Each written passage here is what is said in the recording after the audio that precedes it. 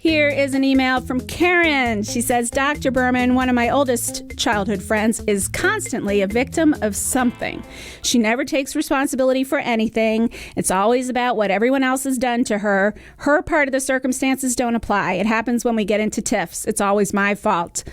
Same for whoever she's dating. They're always wrong for her. I can't listen to the constant negativity from her. How do I get her to shut up and own up to what she does? You're not going to be able to get her to do that, Karen. I mean, that's her personality. And quite frankly, it sounds like it's her coping style.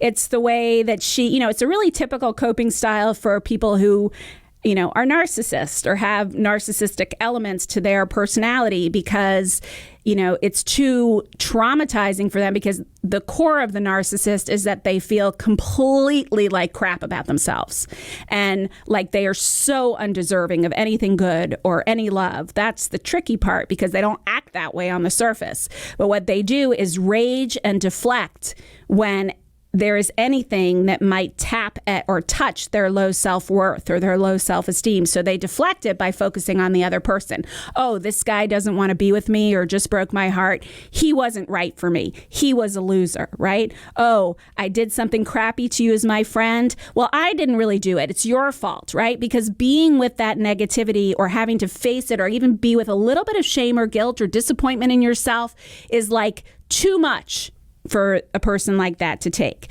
So someone like that does not change. They certainly don't change because of or through someone else. They change because they're ready to, because they want to, because the strategies that they've been using are no longer working for them, or they decide they're no longer working for them, and they finally get help to deal with the low self-esteem. When I have had friends like this, and I certainly have had many childhood friends who have grown into women who are like this, I don't spend as much time with them.